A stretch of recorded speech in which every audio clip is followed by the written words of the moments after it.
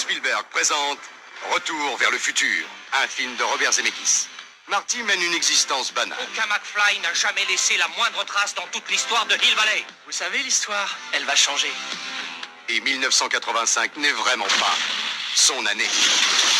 Mais Doc Brown va changer tout ça. Vous dites que vous avez fabriqué une machine à voyager dans le temps à partir d'une DeLorean? Il fait faire à Marty un bond de 30 ans dans le passé. Ça marche! C'est une soucoupe volante venue de l'espace. Il serait bon. Maintenant, il est bloqué dans le passé. Je dois rêver, c'est pas possible. Il fait la connaissance de son futur père. Mais c'est un voyeur! Et il plaît beaucoup à sa mère. Il est absolument censé dormir dans ma chambre. Tout ce que tu fais peut avoir de graves répercussions sur le futur. Il faut qu'il rende ses parents amoureux l'un de l'autre. Bon sang, Doc! Je suis même pas né!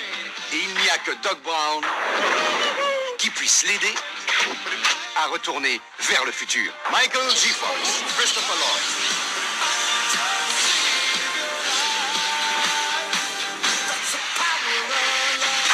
Retour vers le futur.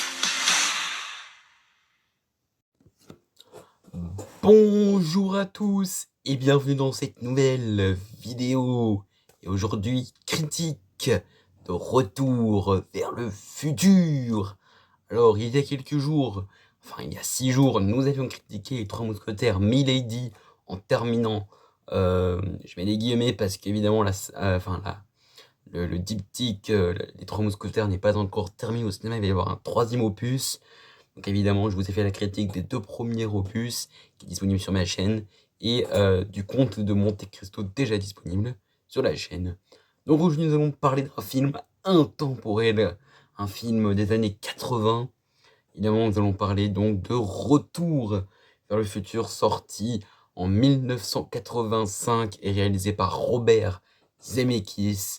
Et dans cette critique, je vais vous expliquer pourquoi, pour moi, ce film est un film... voilà quoi, j'ai rien à dire, franchement, bravo. Et puis merci à Robert Zemeckis et Steven Spielberg. Alors, comme d'habitude, voici un peu du coup les informations générales sur ce film-là. Alors d'abord, voici donc le synopsis d'abord du film. Donc d'abord, 93% des utilisateurs recommandent ce film. Quand même, ça veut dire que ce film quand même était bien reçu de la part du public. Donc maintenant, le synopsis du film. Le jeune Marty McFly mène une existence anonyme auprès de sa petite amie Jennifer, seulement troublé par sa famille en crise et un proviseur qui serait ravi de l'expulser du lycée. Ami de l'excentrique professeur Emmett Brown, il l'accompagne tester sa nouvelle expérience, le voyage dans le temps, via une DeLorean modifiée. La démonstration tourne mal, des trafiquants d'armes débarquent et assassinent le scientifique. Donc voilà donc pour le synopsis de ce film-là. Donc sur un scénario de Bob Gale, doté d'un budget de 19 millions de dollars. Donc nous allons un peu revenir évidemment sur ce film-là.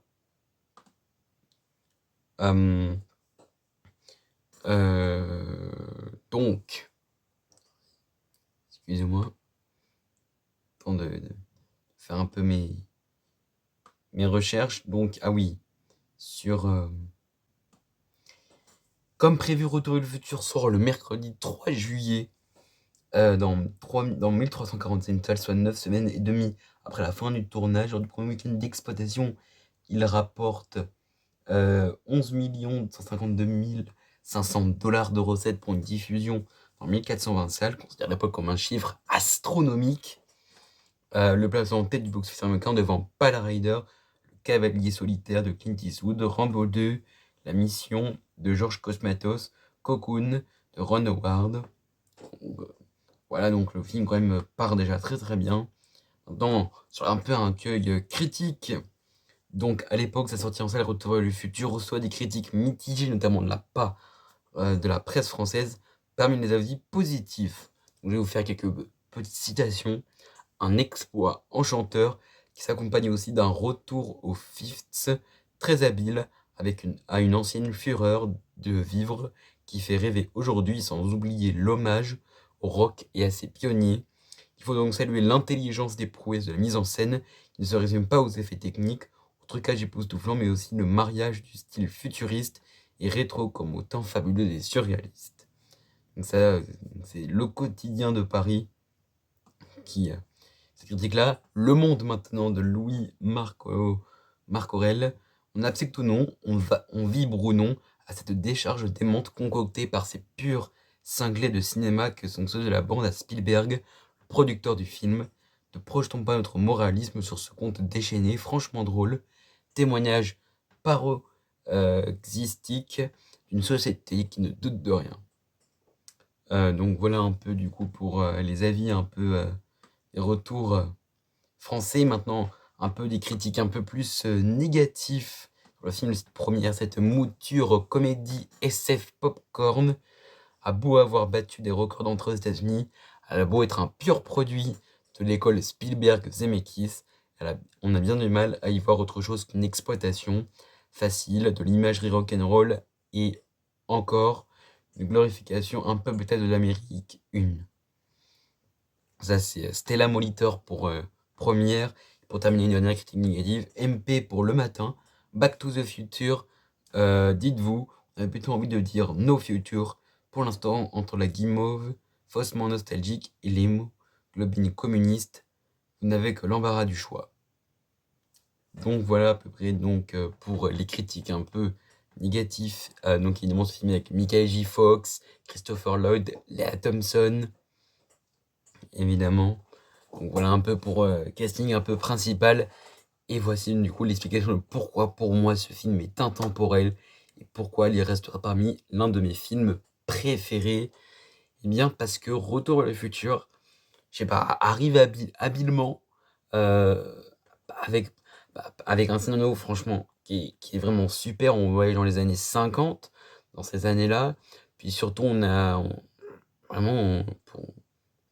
est ravis quoi. Pour moi, je sais pas moi, ce film il est super. Vraiment, j'ai vraiment passé un super moment devant ce retour vers le futur, Back to the Future en anglais. Donc le premier opus d'une trilogie. Alors, évidemment, on va revenir évidemment donc critique donc du coup avec un peu aussi de spoiler sur ce film-là. Évidemment, cette scène où attention spoiler pour ceux qui l'auraient pas vu, mais je pense que c'est un peu minoritaire.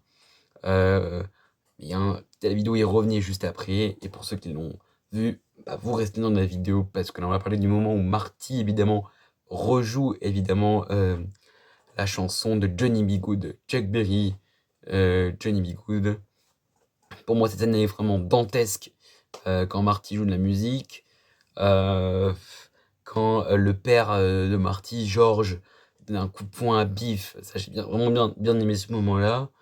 Et juste après le moment où après il fait relever Lorraine et que la petite musique accompagne. Non, franchement ce film pour moi c'est voilà. En plus musique d'Alan Silvestri, que dire, j'ai la musique tin tin tin tin tin tin tin, ça nous met direct dans l'ambiance. Et je me suis posé toujours cette question, est-ce que finalement ce retour vers le futur, bah est-ce que ce sera toujours un film qui va rester dans la longévité? Eh bien, oui, il va rester dans la longévité de par sa réalisation, sa mise en scène simple. Bon, on n'a pas une mise en scène très compliquée. Franchement, l'histoire, il y a vraiment il y a pas non plus trop plein de personnages. L'histoire, elle est facile à comprendre, franchement. Les décors, j'ai plutôt bien aimé. Parce qu'au départ, on est dans les années 80, ensuite on est dans les années 50, donc on a vraiment ce contraste des deux époques. Et puis, évidemment, le personnage de Biff, évidemment, on peut pas. Personne, franchement, je pense que personne n'aime ce personnage de Biff. Voilà, que moi je détestais, je me rappelle très bien quand je détestais ce personnage, je pouvais pas le blairer. À chaque scène où il y avait Biff, je disais non, pas lui. Pas lui. Voilà, franchement, avec un Michael J. Fox. Alors, pour petite information, peut-être que vous le savez déjà, parce qu'évidemment, moi je suis un fan du film. Eh bien, je vous conseille un documentaire, du coup, ça s'appelle Retour vers le futur sur Arte. Très bon documentaire d'ailleurs, où en fait ils expliquent que au départ, ce n'était pas Michael J. Fox qui avait été casté pour la hausse, c'était un autre acteur. Alors, j'ai plus son nom, j'ai oublié son nom, mais c'était un autre acteur qui avait été choisi, sauf qu'en fait, il proposait un jeu plutôt de dramatique, et c'est pas trop ce qui correspondait, ce qu'ils voulaient par rapport au personnage, et c'est pour ça qu'ils ont finalement réussi à caster Michael J. Fox, qui travaillait aussi sur une autre série, avec une histoire de famille, je crois. Donc lui, c'est-à-dire qu'il a expliqué, ce qui était intéressant, c'est qu'il a expliqué que de 6h du matin, je crois, à midi, il travaillait le matin sur la série, et que le soir, il travaillait du coup sur le tournage du film Retour vers le futur. Donc du coup, il enchaînait ce Mickey J. Fox. Bon, évidemment, RIP à notre cher Mickey J. Fox, atteint de la maladie de Parkinson. Bon, voilà, il y a un magnifique documentaire aussi, je vous conseille, sur Amazon Prime Video sur Mickey J. Fox, qui vous explique un peu plus sa maladie. Voilà, qu'est-ce qu'on vraiment peut dire de plus sur ce film, sur ce retour vers le futur? Vraiment, en tant que fan, vraiment, je suis comblé par ce premier opus. Franchement, je vous conseille, pour ceux qui ne connaissent pas Retour vers le futur, bah franchement, foncez. Il est dispo sur Netflix. Franchement, allez voir. Franchement, c'est une dinguerie ce film. Faut aller voir. Franchement, j'ai rien à dire au niveau acting. Franchement, rien à dire. Et juste à dire, sur une petite prédiction de retour, et surtout la manière dont il montre un peu aussi ce qui se passe du coup en 1955, à la différence de 1985, parce qu'en 1985, on voit bien que Goldie Wilson est le maire de Hill Valley, et on retrouve évidemment ce personnage de Goldie Wilson en 1955, et qui dit cette phrase oui, plus tard, je me verrai bien devenir maire. Et donc du coup, il y a son patron qui lui dit non, mais toi, non, toi tu continueras à laver le sol. On voit bien la condition des Afro-Américains, et je trouve qu'elle est très très bien montrée en une scène. Elle montre très très bien, franchement, rien à dire. Là, franchement, en une scène, ça montre très très bien. Bon, certes, c'est un peu triste, mais franchement, en une scène, pas besoin d'être compliqué. Voilà, l'interprétation de Mickey J. Fox est très très bien. Lea Thompson, très très bien, j'ai rien à dire. Il me faisait rire, c'est un peu ironique le personnage de Strickland. Voilà, quand il disait quand il mettait des retards à Marty au début du film, il met des retards à Marty, et voilà, ça me fait rire quand on les a. Bon, franchement, c'est mis intemporel, franchement, allez le voir. J'ai bien kiffé le personnage interprété par Christopher Lloyd.